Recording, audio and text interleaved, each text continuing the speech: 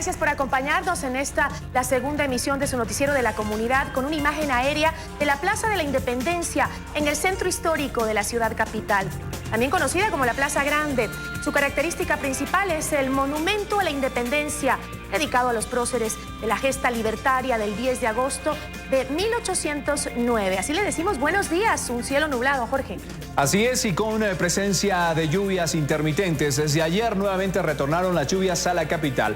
Esta imagen que estamos viendo, el entorno de la plaza, se encuentra flanqueado al occidente por el Palacio de Carondelet, al sur por la Catedral Metropolitana de Quito y al norte por el Palacio Arzobispal de Quito. Y además de varios edificios, también al oriente por el Palacio Municipal de Quito. Con estas imágenes, hoy martes 29 de enero, les damos la bienvenida a la segunda emisión del noticiero de la comunidad. Son las 7:38.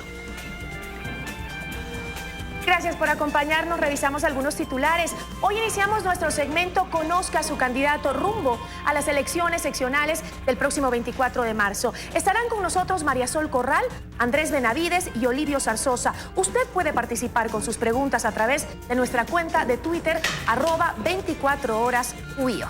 Es momento de que nos escriba sus mensajes y las preguntas para sus candidatos a esa cuenta, @24HorasUIO. Y también en titulares, luego de 18 horas de paralización y 3 vías interrumpidas en la provincia de Cotopaxi, la manifestación se suspendió cerca de las 9 de la noche. El gobierno nacional y los indígenas llegaron a varios acuerdos.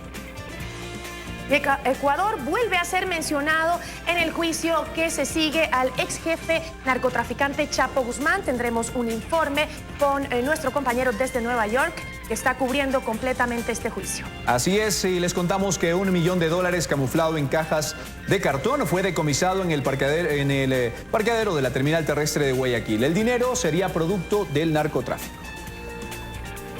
Bueno, y le contamos también que las compañías de taxi en proceso de legalización pernoctaron por más de 8 días en la Plaza Grande en espera de los informes de la alcaldía. Nuestra compañera Fernanda Ceballos se encuentra en el lugar. Junto a ella vamos a hacer un contacto para que nos dé un adelanto de la información. Ya son varios días que los conductores de taxis que están esperando la legalización están allá. Cuéntanos.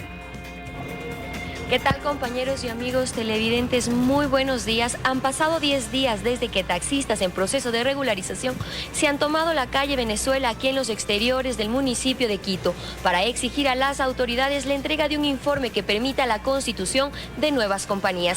Ellos ya han tenido varias reuniones con las autoridades y nosotros más adelante le contamos qué avances hay. Vamos a iniciar con el desarrollo de la información. Luego de 18 horas de paralización y 3 vías interrumpidas en la provincia de Cotopaxi, la manifestación se suspendió cerca de las 9 de la noche. Delegados del gobierno nacional y los indígenas llegaron a varios acuerdos previos. El tráfico vehicular se normalizó en el centro del país, en la vía E35.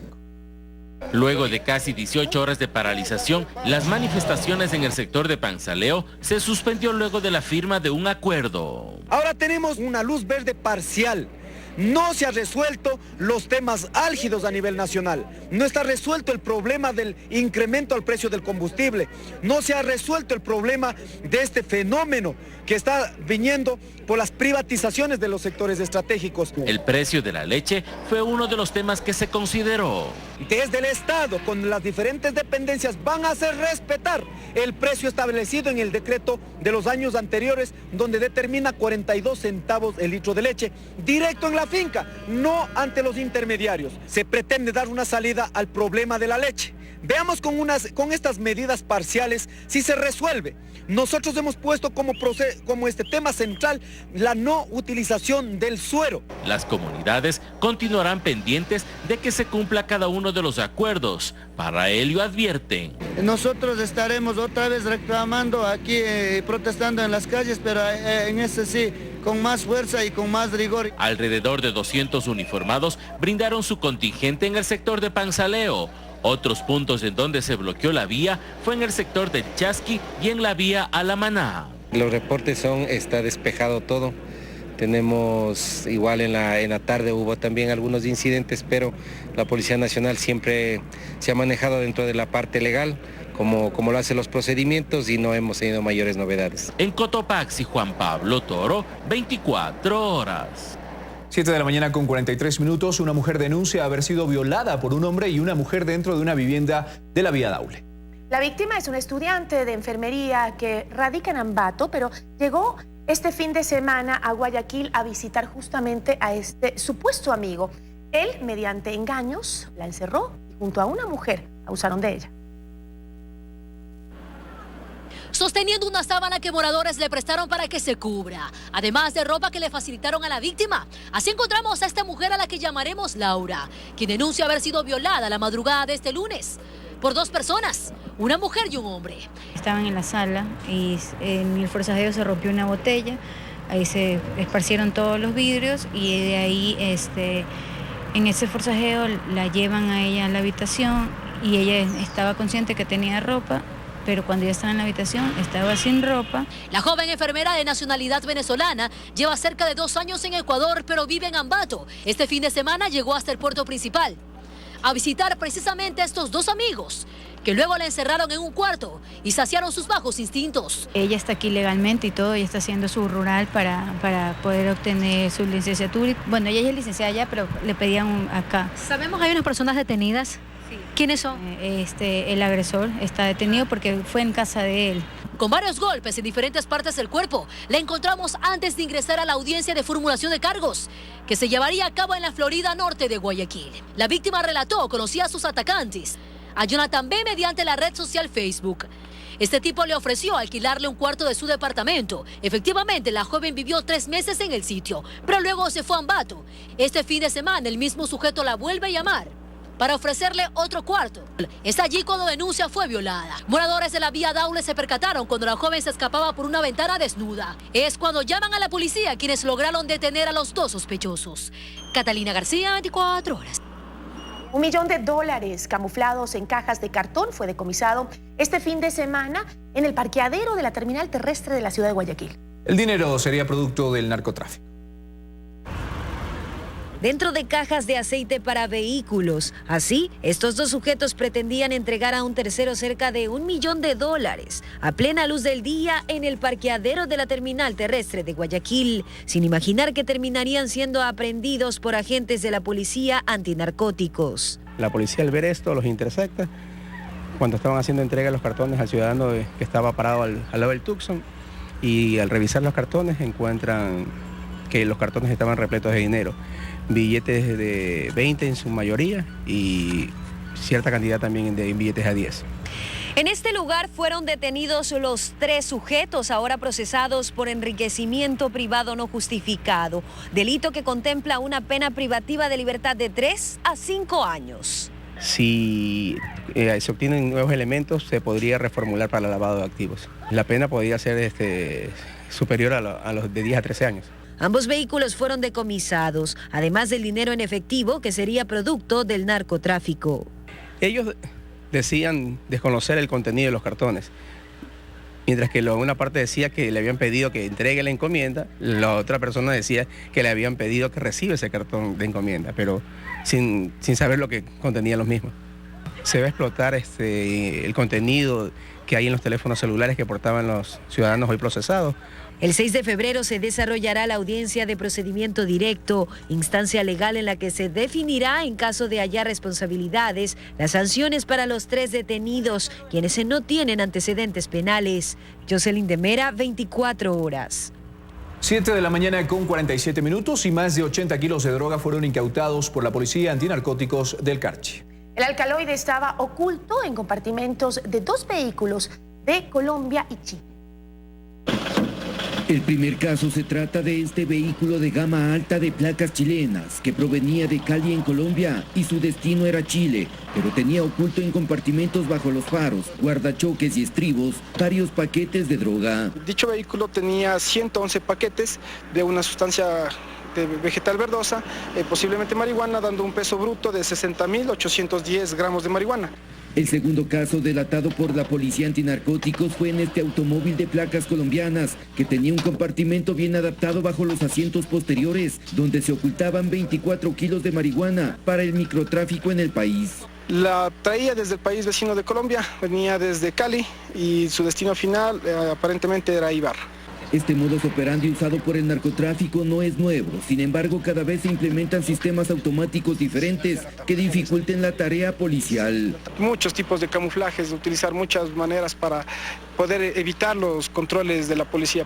Casi 170,000 dosis de marihuana creepy o de alta pureza fueron sacadas del mercado nacional, logrando la captura de 2 colombianos y un chileno como responsables de ingresar droga al país. En Tulcán, Jairo Jacome Ortega, 24 horas. Y la Fiscalía investiga a un policía de la Unidad Antinarcóticos que aparentemente le habría dado información a una muy peligrosa banda dedicada al microtráfico de sustancias ilícitas. Él le facilitaba datos a los integrantes de la banda de alias El Moro para que sean detenidos.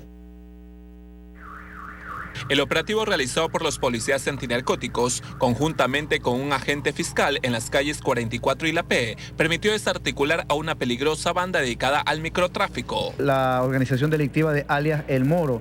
Fueron privados de libertad 6 integrantes en total de esa organización delictiva. A los 6 sujetos les dictaron prisión preventiva. Llama la atención que en el teléfono de alias El Moro encontraron una evidencia que vincularía a un oficial de la policía en el delito de expendio de droga. De la misma unidad antinarcóticos con la que estábamos operando en ese momento en el allanamiento, le estaba enviando mensajes de voz vía WhatsApp, indicándole de que al capitán de la unidad antinarcóticos y a 2 compañeros más ya los tiene ubicados para que les envíen ellos como organización. Supuestamente ese agente antinarcóticos, minutos antes que se realice el operativo, había tenido una conversación con el microtraficante y era el que le indicaba cuándo la policía iba a actuar en su zona. Esto para que alias El Moro no sea detenido.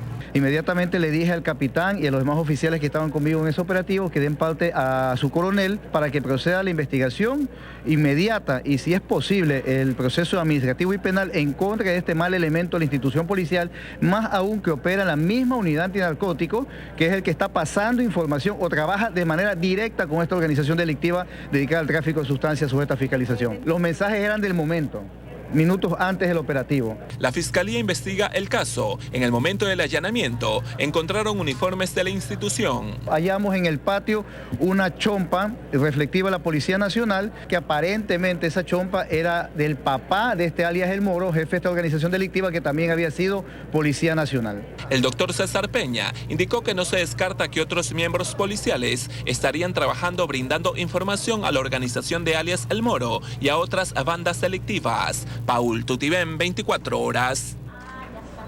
7 de la mañana con 51 minutos y continúan las investigaciones en Quito tras el asesinato de Fernando Casanova, esposo de la asambleísta Rina Campaín, hecho ocurrido el pasado viernes. La víctima habría concurrido a una entidad bancaria a realizar el pago de una mínima cantidad a la tarjeta de crédito de su esposa, no habiendo hecho ninguna otra transacción en dicha entidad.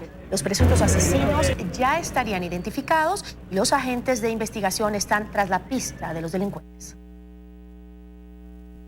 Le contamos ahora que 4 recolectores de cangrejo fueron atacados por un enjambre de abejas durante su jornada en un manglar de Santa Rosa, en la provincia de Manabí. 2 de ellos resultaron gravemente heridos, pues tras intentar esquivar el ataque cayeron a un precipicio. Un momento trágico vivieron 6 pescadores de la comunidad Santa Rosa de Manta, quienes se dirigían a un manglar a capturar cangrejos y en el transcurso fueron sorprendidos por un enjambre de abejas. No se percatan que existe un panal de abejas, lo logran topar y son atacados por estas abejas. 2 de las personas resultaron con mayores afectaciones en sus cuerpos. La desesperación del momento hizo que los ciudadanos saltaran una pendiente de aproximadamente 30 metros. De los otros 4 afectados restantes, 2 pudieron salir en busca de ayuda. Se alborotaron y los persiguieron y ahí nosotros comenzamos, salimos corriendo, pero ya no, los tiramos por unos barrancos y ahí los compañeros esos los que se quedaron atrapados porque no corrieron. Y ahí nosotros sí corrimos más y lo salvamos. 4 horas le llevó a los efectivos del Cuerpo de Bomberos y Policía Nacional del Cantón Manta rescatar a los 6 pescadores que fueron atacados por las abejas. El rescate de los heridos fue riesgoso. Tuvieron que ser evacuados por un risco de más de 15 metros, usando equipos especiales. Bueno, en realidad estaban en condiciones inapropiadas con picaduras múltiples en cara, en extremidades superiores, en tórax, totalmente descompensados, hinchados, propios de la picadura de los animalitos, Procedimos a estabilizarlos en el punto. Y luego realizar el descenso. Los heridos fueron trasladados hasta casas asistenciales en Manta, en medio del asombro de familiares y moradores.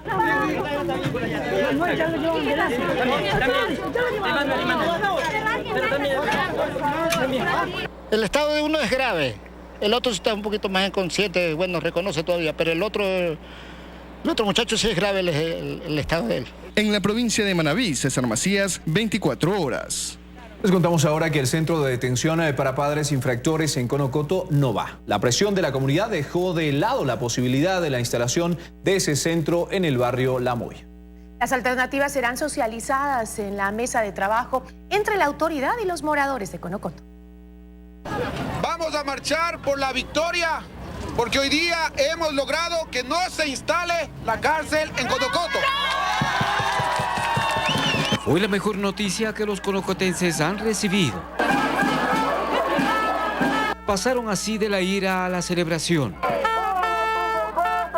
Por eso la marcha dejó de llamarse Rechazo a la Cárcel para llamarla Marcha de la Celebración. Tuvimos una reunión con el ministro Ernesto Pazmiño, que es el encargado justamente de manejar todo este sistema carcelario, y nos expuso, había habido una equivocación de parte de ellos en relación a la sociabilización de este proyecto.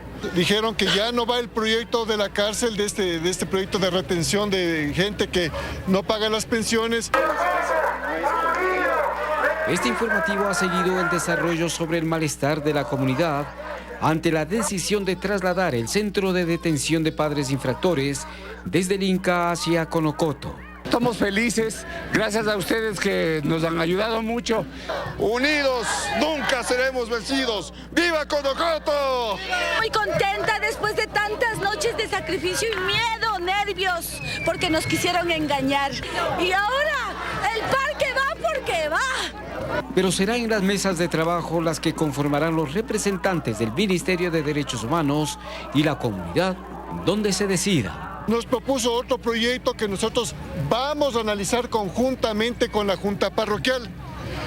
Pero de todas maneras hay otra posibilidad, que es lo que queremos los moradores del sector, que es agrandar el Parque de La Moya. La calma ha vuelto a los 150.000 habitantes de la parroquia de Conocoto. Estoy llena de alegría por mi pueblo, el pueblo de Conocoto.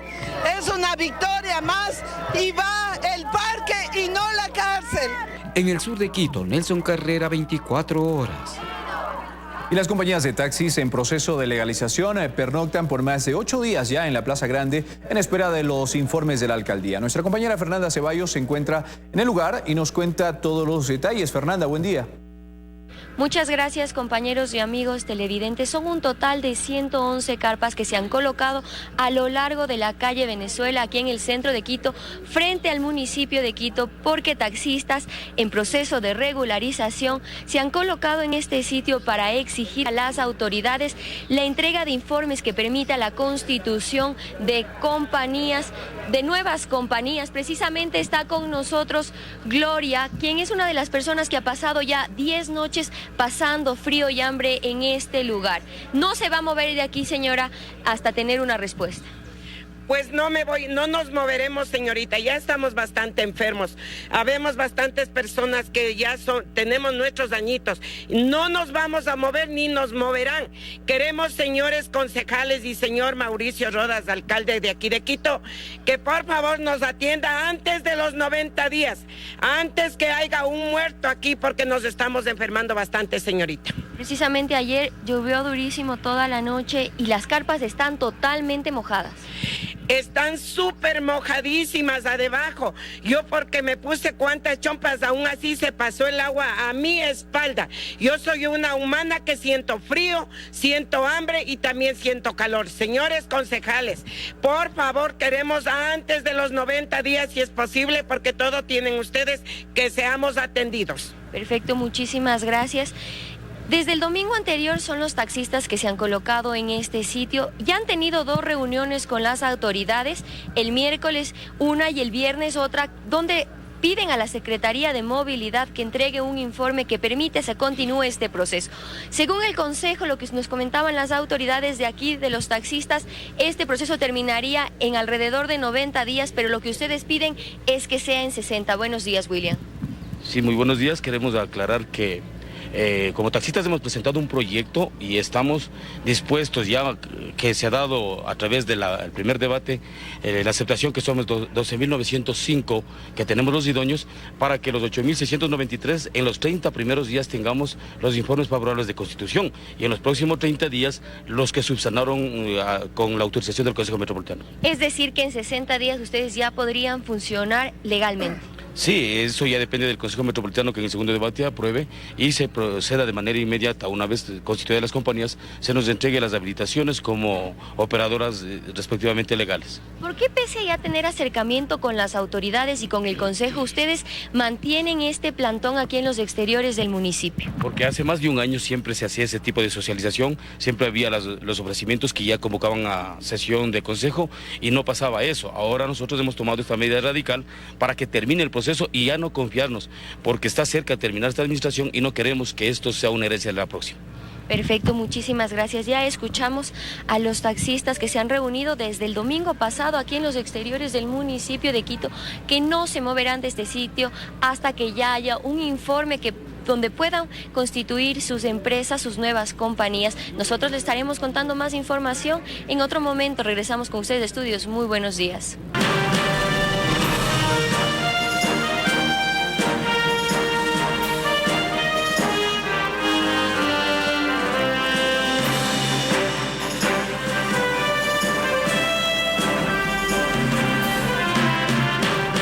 Iniciamos nuestro segmento Conozca a su candidato rumbo a las elecciones seccionales del próximo 24 de marzo. ¿Quiénes son?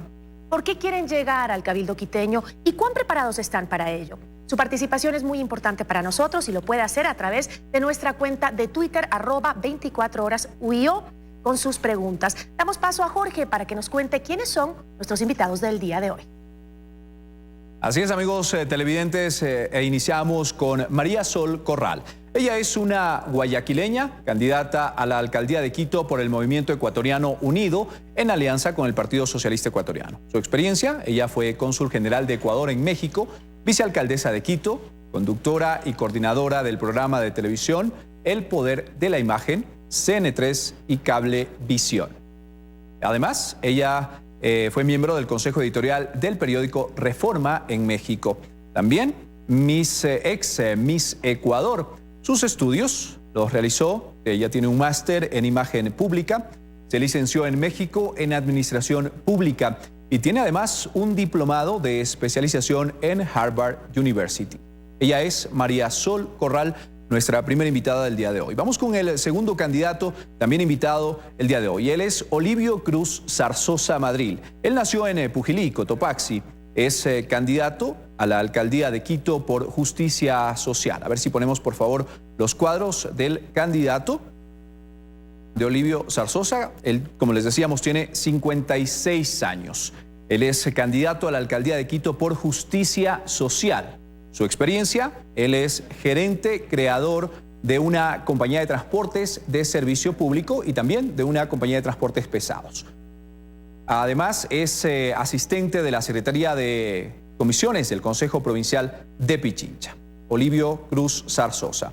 Además, él fue administrador de Inmobiliaria Burco, es observador político internacional. Sus estudios: una licenciatura en Ciencias Públicas y Sociales. Es nuestro segundo candidato invitado en esta mañana. Vamos con el tercer candidato. Él es Andrés Benavides Ponce, candidato a la alcaldía de Quito por el partido Sociedad Patriótica. Él nació en la ciudad de Tulcán, tiene 50 años. Su experiencia es director regional de Radio CRE Satelital, editor de la revista digital Planeta Fútbol, narrador de torneos y competencias en la empresa propietaria de Fox Sports, es narrador de DirecTV Sports, director de deportes de Radio La Deportiva, consultor de liderazgo en el municipio de Tulcán y también presentador y relator del programa Copa.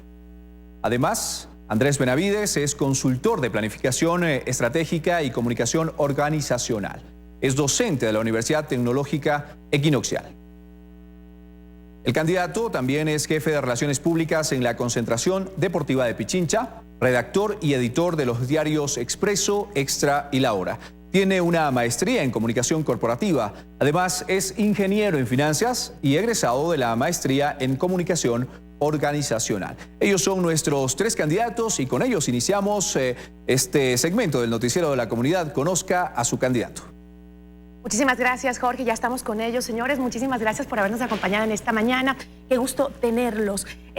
Ustedes ya saben cómo es el sistema de preguntas. 1 minuto tenemos para responder cada pregunta. Voy a empezar con algunas que son para los 3 generales, ¿no? Y, por supuesto, quiero empezar con María Sol Corral. Y, por cierto, tenemos 3 candidatos que no son quiteños. Eso así es. Un poco diferente el día de hoy, ¿no? 3 candidatos que son de fuera. María Sol Corral de Guayaquil, usted es de Pujilí, Andrés es de Tulcán, ¿no? Bueno, interesante. Vamos a empezar preguntándoles a los 3 la misma pregunta. ¿Por qué quieren ser candidatos a la alcaldía de Quito cuando conocemos que la alcaldía tiene un presupuesto que está bastante comprometido con una obra que es el metro de Quito, lo que queda el 15% o algo así para el resto de obras, además con problemas como el tema de la basura, la delincuencia, el tema del tráfico vehicular? ¿Por qué? María Sol. Hola, buenos días a todos. Qué gusto estar aquí otra vez. Me parece que dentro de los currículums es importante entender quién ha sido parte del municipio y quién no. Como concejala de Quito durante 5 años estuve a cargo de la Comisión de Presupuesto, vicepresidenta de la Comisión de Ambiente y parte de la Comisión de Movilidad de la ciudad. Es bien importante entender cómo a través del presupuesto de Quito uno entiende las finanzas de nuestra ciudad, el presupuesto de la ciudad, todo lo que está comprometido en el 2019, cómo preparar un presupuesto para el año 2020. Entonces me parece que son factores muy fundamentales y claves. Por la otra acotación de quiénes son de Quito, de Guayaquil o de Pujilí, me parece también que en Quito nosotros estamos, el 70% de los que vivimos en Quito no somos quiteños nacidos. Soy criada en Quito, obviamente, en Colegio de las Mercedarias, en el Spellman y en el Americano. Era bastante revoltosa de chiquita. Pero bueno, esa es su parte de la presentación que creo que es importante. Muchísimas gracias. Vicealcaldesa de Quito. Me tocó. ¿Usted también? Por ser la más votada del Ecuador, segunda. Así es, lo recordamos. Por favor, Olivio Zarzosa, cuénteme por qué quiere ser alcalde de Quito en una alcaldía que vemos que tiene sus problemas. Primero, yo no he participado nunca en la vida política partidista. He sido un político de toda la vida de organizaciones sociales porque, como dice Conte, el hombre es un zoón político. Y por ello creo que Quito requiere de nuevas caras, de nuevos actores para buscar soluciones que muchos de los actores y administradores del Distrito Metropolitano de Quito no lo han enfocado a los sectores más necesitados, a los emprendedores, a los comerciantes, y hacer un acuerdo, como yo lo digo, alianza entre la empresa, tanto pública como privada, para buscar una solución definitiva. Si nosotros no tenemos la casa ordenada, no podemos planificar absolutamente nada. Los catastros del Distrito Metropolitano de Quito no están actualizados y por ello creemos que debe trabajar con las universidades y los estudiantes de 5º y 6º año de Arquitectura e Ingeniería. Gracias. Andrés Benavides, periodista deportivo, cuénteme, ¿por qué quiere ser alcalde de Quito? Gisela, buen día y a todos un saludo muy cordial. Primero quiero solidarizarme con todas las mujeres por todo lo que está pasando, por esa violencia de la que están sufriendo. Eso tiene que ser castigado con el máximo rigor de la ley. Después, queremos ir a la alcaldía de Quito. ¿Por qué? Porque Quito se cae a pedazos en todos y cada uno de los ejes. No es solamente uno. Hemos tenido, lamentablemente, durante este tiempo una cantidad de corrupción increíble. Quito tiene que ser el ejemplo de transparencia. Quito debe ser el ejemplo de honestidad. El municipio de Quito no puede estar lleno hoy de, lamentablemente, este tema de corrupción que nos acarrea. La corrupción se ha institucionalizado, lamentablemente, en nuestro país. Por eso tenemos que trabajar en cada uno de los ejes y declararemos en emergencia el eje vial, el eje de seguridad y, naturalmente, el eje sanitario. Porque es importante que todos los ecuatorianos que vivimos en Quito trabajemos por nuestra capital. Ok, ahora quiero saber si es que ustedes tienen ya publicado su plan de gobierno, su plan de trabajo, en caso de que lleguen a la alcaldía de Quito. Y de este plan, ¿cuál sería el proyecto central más importante de ese plan de trabajo, María Sol? Mi plan de gobierno se llama Quito te cuida 24/7, está constituido de 4 ejes, parte de los cuales era yo miembro en las comisiones, e inicia, y diría yo, en 2 cosas muy importantes que quisiera contarles, es el Quito abierto 24/7, que empieza por la institución. O sea, si no empezamos ordenando bien lo que está pasando dentro del municipio de Quito, no vamos a poder ordenar hacia afuera. Entonces, el 24/7 quiere decir una transparencia en todo lo que sucede dentro de las finanzas del municipio de Quito, cómo está nuestra deuda, qué dineros tenemos nosotros para gastar y para invertir en nuestra ciudad. Y el segundo es una modificación hacia una construcción de ciudades más humanas, una ciudad que tiene a la mujer como eje del desarrollo de la ciudad, haciendo la Secretaría de la Mujer, que vamos a hacerlo, y es un eje transversal de género que va en todos los 4 ejes fundamentales de la construcción del plan de gobierno. ¿Usted tiene publicado su plan de gobierno? Claro, por supuesto que sí, en mi página mariasolcorral.com, sí. ¿Usted tiene su plan de gobierno publicado? Por supuesto, hemos cumplido con primero con lo que dispone el Código de la Democracia, y luego tiene 5 ejes programáticos que inicialmente, como les hablaba, el asunto de transparentar el catastro y hacer constar sectores que realmente no han sido tomados en cuenta dentro de la ciudad de Quito. Y al final, no hablar tanto de los temas que hablamos de corrupción. A mí me gusta mejor es ir a las cosas prácticas. Vamos a crear la comisión de fiscalización con los sectores. Si tenemos zonales, sur, centro, norte y rurales, que sean ellos las comisiones que fiscalicen al alcalde, fiscalicen a los concejales y, lo fundamental, fiscalicen a los administradores, porque usted va al municipio, presenta una solicitud y no observan una norma fundamental. El artículo 28 de la Ley de Modernización y el COTAC dice que en 30 días hábiles tiene que ser contestado, afirmativa o positiva, negativa o positiva, la petición de un ciudadano. Muchísimas gracias, Andrés. ¿Cuál es el proyecto más importante dentro de su plan de trabajo si llega a la alcaldía? Cómo no, nuestro plan se llama Quito 3 y les decía precisamente que ahí tenemos muchísimos ejes en la parte social, en la parte de vialidad, que es lo que nosotros, vialidad, seguridad y sanitario, son los 3 ejes que vamos a declarar en emergencia para llegar a la alcaldía e inmediatamente ponernos a trabajar y jerarquizar lo que está pasando en Quito. En la parte vial tenemos en este momento un problema de pavimentación y repavimentación. Solamente, imagínense ustedes, 10.000 kilómetros de Quito tienen que pavimentarse, repavimentarse y estructuralmente hacerlo.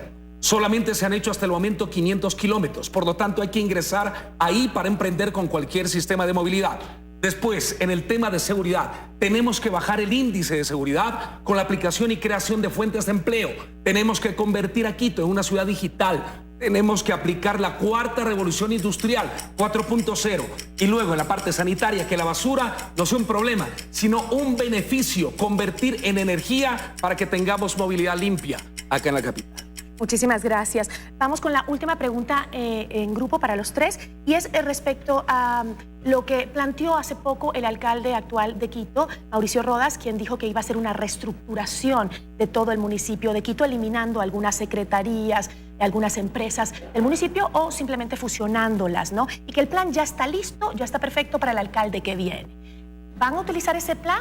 ¿No? ¿Sí? ¿Por qué? María Sol. Lo que pasa es que hacer eso es irrumpir en el derecho que le caracterice al próximo alcalde o alcaldesa de la ciudad, el poder reorganizar la estructura. No puede uno 6 meses antes de irse o 4 meses antes de irse, me parece una indelicadeza tratar primero de reformar la estructura orgánica del municipio, eso se lo debería dejar al próximo alcalde, y luego adjudicar la mayor cantidad de contratos posibles. O sea, hay que dejar con unas finanzas levemente saneadas, me parece a mí. O sea, el alcalde debe en los medios de comunicación debe decir cómo deja el municipio de Quito para la próxima autoridad que llegue a la ciudad. Entonces no puede uno solamente agarrar y decir voy a reestructurar antes de irme. Eso lo debió haber hecho hace 4 años. Las secretarías funcionan hoy día, lo que yo haría sí es darle a cada secretaría su función de regulatoria y a las empresas públicas su capacidad de operación. Dividiría las 2 cosas. Olivio, ¿usted va a aceptar esa reestructuración del municipio o va a ser la suya o no lo va a hacer? Bueno, entre los libros que estoy por editar, hay un adagio que lo dejo poniendo. Los obstáculos no son problemas, son oportunidades para resolver grandes problemas y buscar mejores alternativas. Si este plan tiene un sustento técnico, perfecto, lo que valga lo tomaremos, pero lo que esté mal y esté en contra de los intereses de los ciudadanos, pues lo desecharemos y haremos una reingeniería de acuerdo a su tecnología o a lo que necesite el ciudadano, porque no es preciso emitir un proyecto y luego dejar al aire. Hay que hacer alianzas con trabajo conjunto con la ciudadanía, con las empresas, con los actores fundamentales del municipio para que tenga vialidad, para que no sea un proyecto botado a la basura y que pierda plata a los ciudadanos quiteños. Listo, Andrés, ¿usted va a coger esta reestructuración que deja hecha para el siguiente alcalde, Mauricio Rodas? A ver, es importante que nosotros hagamos necesariamente una reingeniería de procesos y reingeniería también de personal en el municipio de Quito. No hablo de que tienen que salir. Cuando hablo de que tenemos que aplicar la cuarta revolución industrial, es decir, 4.0, que son pocos países en el mundo que la están aplicando, pero que tenemos que acá hacerlo en Ecuador y que empiece Quito mucho mejor todavía. ¿Por qué razón? Esto nos va a permitir hacer nosotros, en la primera fase, una reingeniería de procesos, manejo de procesos. Eso nos indica el 4.0 y la revolución industrial, la cuarta. Lo segundo nos habla precisamente, en finanzas llamamos operativa. ¿Qué tiempo nos demoramos en tal actividad a hacerlo para construir un producto? Eso llamamos en finanzas. Hoy, en cambio, a través de esta cuarta revolución industrial, podemos llegar en menor cantidad de tiempo y nos indica este programa en qué tiempo podemos hacerlo. Y luego, el tema de la transparencia, que es importante. Para eso se tiene que manejar precisamente de muy buena forma, bloquear absolutamente todo esto. Es inhackeable en cuanto a la seguridad que debe tener del manejo de todos los procesos. Muchísimas gracias. Tenemos preguntas de nuestros amigos televidentes que quieren hacerle a sus candidatos. Vamos con el video. Deseo preguntarles a ustedes qué piensan hacer por las ventas informales. Una buena pregunta, María Sol. Realmente este es un problema más grave que la pavimentación de Quito. En este momento nosotros debemos estar bordeando los 30,000 comerciantes informales en nuestra ciudad. Hay un problema gravísimo dentro de los barrios de Quito. A esto se aúna una inmigración de todos nuestros hermanos venezolanos que han llegado a copar puestos que también antes los tenían los quiteños. Entonces, en este momento yo sí creo que hay que hacer nuevamente un censo de cuántos vendedores informales existen. Ayer en el recreo estaba con uno de los colectivos de la asociación Sol Añejo, me parece que se llama. Son 28 mujeres que están a punto de ser sacadas del puesto donde ellas trabajan hace 2 años. Entonces el problema es gravísimo porque si pensamos en una madre que tiene que alimentar permanentemente a sus hijos y no tiene la LUAE, por ejemplo, se convierte en una vendedora informal. Necesitamos regularizar, encontrar la fórmula para poder tener vendedores formales y equitativamente hacerlo un empleo para la mujer, sobre todo en la ciudad de Quito. Olivio. Bueno, los comerciantes son la economía diaria que le permite desarrollar a la sociedad. Desde los viejos tiempos, el comercio ha sido fundamental en las sociedades. Y lo que pasa es que los administradores de la ciudad no lo toman, como un problema que hay que afrontarlo. ¿Por qué le hacemos grandes exposiciones en las grandes empresas hasta con televisión, con artistas internacionales? Pero a los comerciantes se los denigra. Hagamos la feria de Chillogallo o la de Ofelia. Comerciantes nomás son ciudadanos que hay que tomar en cuenta, porque su economía es la que genera primero alimento fresco. O sea que usted está a favor del trabajo informal, ¿me está diciendo? No. Nosotros debemos hacer ferias de exposición controlada con los comerciantes y no en las calles. Para eso tenemos grandes espacios que tenemos que ocupar para los comerciantes. Gracias. Andrés, nos ahogamos los quiteños entre tantos comerciantes informales en las calles. Bueno, yo fui comerciante informal y siempre estaré de acuerdo en que todo se tiene que ordenar y hacer las cosas bien. Los mercados están inutilizados. Los mercados hay que reestructurarlos, hay que reordenarles, hay que darles la facilidad para que la gente del comercio informal ocupe los mercados. Le voy a poner un ejemplo. El mercado de Chimbacalle, por ejemplo, de lunes a viernes pasa totalmente vacío. Entonces, y hablo de un sector, y así muchísimos mercados. ¿Para qué? Para que tengamos competitividad ante las grandes cadenas, que ofrezcamos un buen servicio, que ofrezcamos la posibilidad de ir creciendo también a través del comercio informal, pero que ellos estén ordenados, que ellos estén regulados y capaz que podamos ofrecerle a nuestra ciudadanía la posibilidad de tener mercados totalmente adecuados. Nuestros mercados hoy no cuentan con esa facilidad. Mire usted, han pasado tantos gobiernos municipales en los últimos tiempos que han hecho poco por reestructurar todo eso. Por eso hay que hacerlo hoy mismo. Siempre tener esa fuente de empleo, pero con ordenamiento. Gracias. No sé si tenemos otra pregunta desde la calle. Sí, otra pregunta más. Señores candidatos, ¿qué van a hacer ustedes para mejorar aquí el transporte de Quito? Buena pregunta también, ¿no? El transporte, que por cierto está retrasada el alza al transporte público en la capital ya 13 años y demandan esa alza. Sin embargo, el servicio, lo sabemos todos, es pésimo. María Sol. El servicio es pésimo y es una corresponsabilidad entre los ciudadanos y el transporte. Hoy día, cuando están las calles hecho pedazos en nuestra ciudad, se dañan no solamente los autos, sino también el transporte público. Entonces, por un lado, ellos tienen esta parte donde dicen, oiga, ¿cómo yo puedo tener un mejor servicio si tengo que gastarme todo en amortiguadores, en lubricantes, para medio sostener mi vehículo y para poder atender? Eso no, yo no creo que eso signifique la cortesía y la manera en que nosotros tratamos a la gente. O sea, el transporte público yo creo que carece de quien maneja el transporte público, de cómo nos tratan a todos. O sea, yo creo que ya debemos entender que si el servicio, si queremos una ciudad turística, necesitamos un mejor servicio, no solamente para quienes vienen de afuera, sino también para quienes hacemos la ciudad. Alrededor de 1 millón de personas se trasladan en transporte público. Necesitamos mejorar la calidad humana de nuestro transporte, ya que todavía no hemos hecho nada con las tarifas. Olivio, ¿qué hacemos con el transporte público? Usted debe saber mucho de eso. Bueno, he vivido muchos años en la administración y también en asesoría en transporte. La solución es difícil de hacerlo, pero hay que tomar el toro por los cuernos.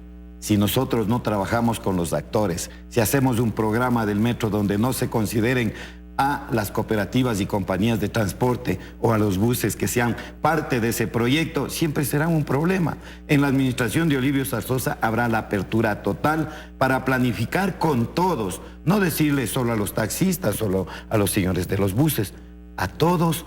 Hacemos una alianza, nos sentamos en la mesa de diálogo y conversamos cuál es la solución más viable para Quito. Porque no se trata solamente de un sector económico simple, es un sector económico fundamental para la ciudad. Y ha presionado mucho a los gobiernos locales también. Andrés. Bueno, a ver, hemos dicho que hay que pavimentar y repavimentar necesariamente, si no, no tenemos la posibilidad de ir rápido de un lugar a otro. Luego, tenemos el sistema del metro que está por inaugurarse, el 10% nada más nos cubre esto. Pero para emprender todos estos sistemas de movilidad debemos tener una pavimentación y repavimentación adecuada. Luego de esto, entonces, tenemos que también repotenciar nuestra flota. Hoy tenemos chimeneas andando en nuestra ciudad. El trol, el ecovía. ¿Por qué? Porque están cumpliendo con su vida útil. Eso hay que repotenciar nuestro servicio que tenemos. Cualquier sistema de movilidad nos va a ayudar para que Quito se desahogue de la posibilidad que tenemos hoy en día.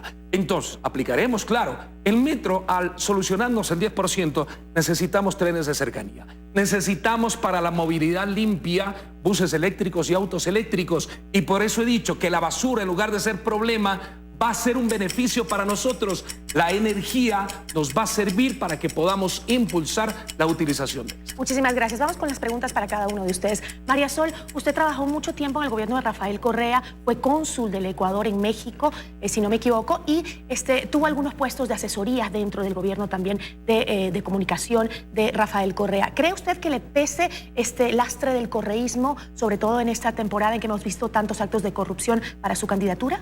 Bueno, debe pesarles a los anticorreístas. Yo me parece que una mujer siempre tiene que saber de dónde viene, cómo aprende su carrera política. Yo empecé en el 2006, después de venir de la candidatura a la presidencia de México, donde fue mi primer trabajo ya de profesional como consultora en imagen pública. Estuve con uno de los candidatos a la presidencia y luego inmediatamente venían las elecciones de Ecuador, entonces me tocó el gran privilegio de volver a mi patria, de volver a mi país con mis 2 hijos pequeños a trabajar, como hacemos miles de mujeres, que es lo fundamental. En ese momento no te importa quién es, tú tienes un trabajo y vas a por tu trabajo. A partir de ahí, me parece que en la casa política en la que estuve durante 10 años y renuncié a ella en el 2016 porque ya no compartía varios de los ideales de Alianza País, entonces he podido independizarme, me siento muy contenta, muy formada, muy madura y muy capaz de poder enfrentar este nuevo reto. Gracias, Olivio. Usted es del gremio del transporte.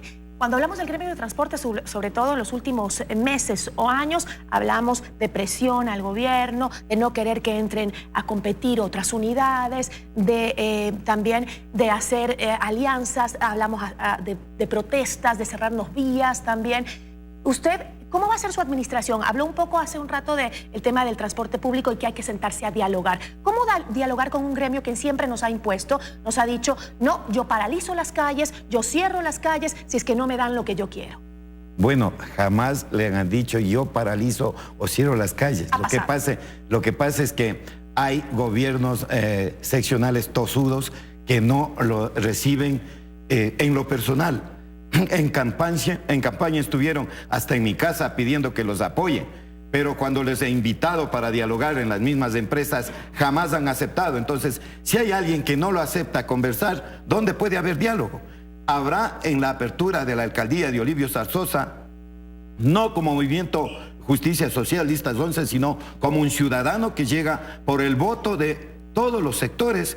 Y si en ello está incluido el transporte, pues serán parte de este proceso. ¿Pero va a priorizar el servicio a la ciudadanía, que es lo que más se quejan los quiteños? Por supuesto, hay que mejorar las condiciones de servicio, pero también hay que darles oportunidades. Yo estuve en el Medio Oriente y conozco hasta de las unidades de servicio público que acá pasan por 900 o 700 mil, cuando cuestan 200 o 400 mil dólares. Entonces eso hay que sentarse a conversar con transparencia. Gracias. Andrés, ¿por qué un periodista deportivo medianamente popular dentro de la capital cree o considera que tiene la capacidad de asumir una administración tan difícil como el Cabildo quiteño? Bueno, nosotros hemos sido desde muy pequeños dirigentes estudiantiles, a nivel escolar, a nivel secundario, a nivel universitario de igual manera. También fuimos vicepresidente de la Junta Parroquial de San Antonio de Pichincha, y porque he vivido en todos los sectores de Quito, sur, centro, norte y la ruralidad, y sé las necesidades precisamente de lo que Quito requiere.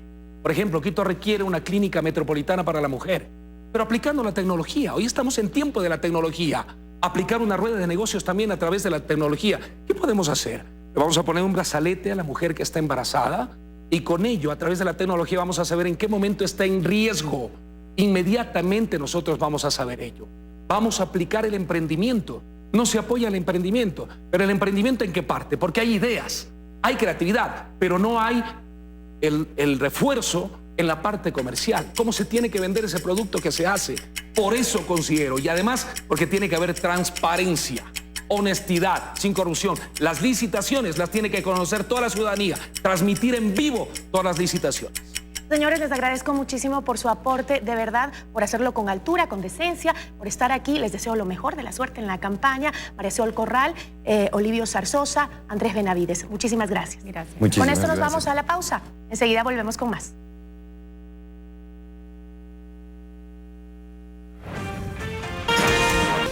Ocho de la mañana con 43 minutos. Gracias por estar con nosotros. Les contamos ahora que terminó la etapa de presentación de pruebas en la audiencia número 35 del juicio en contra del Chapo Guzmán. Y Ecuador, una vez más, es mencionado dentro del juicio al jefe del cártel mexicano de Sinaloa.